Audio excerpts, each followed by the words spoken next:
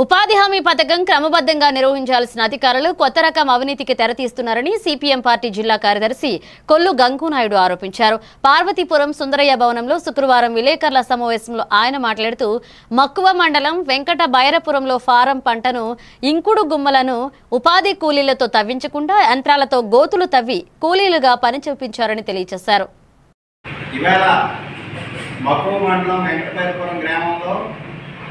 Form పండు పనుల్ని యంత్రాలతో జరిపించి అదే పని కూలీలు చేసినట్టు చూపించి బిల్లులు చేయడానికి ప్రయత్నం చేస్తున్నారు.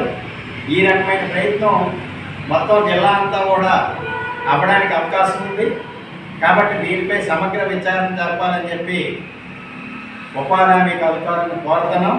అలాగే ఇవాళ అదే కాకుండా ఇటు జిఎంఆర్స్ కానీ కొమరాడ కానీ ఇతర మండలాల్లో కూడా బీటీ రోడ్లు జరుగుతున్నాయి. బీటీ రోడ్లలో నాణ్యతైన గ్రావెలు వేయడం లేదు, మట్టేస్తున్నారు. జిఎంఆర్స్ మండలంలో 9 పంచాయతీలో ఉన్న మట్టిని తీసుకెళ్ళి పెదనాయక సెంటర్ నుంచి బాసంజాదం వలసకి వెళ్ళే రోడ్డుకి, అలాగే లోతుమాన వలస రోడ్డుకి మట్టి వేయడం అనేది జరిగింది. ప్రభుత్వం కొన్ని ప్రాంతాల్లో గ్రావెల్ తీయాలని చెప్పి వారి పాయింట్లు పెట్టారు. ఆ పాయింట్ల దగ్గర తీయకుండా డబ్బులు మిగిలించుకోవడానికి కాంట్రాక్టర్స్ ఎక్కడ పడితే అక్కడ ఓపెన్ చేసి మట్టినే వేస్తున్నారు. దాన్ని అధికారులు అంగీకరిస్తున్నారు.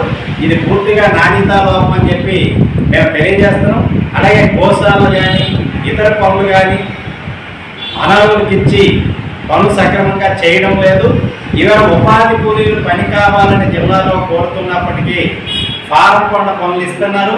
ఈ ఫారం పంట పనులకి రైతులు అంగీకరించడం లేదు. పొలాల్లో గోపు తీయడానికి రైతులు అంగీకరించడం లేదు.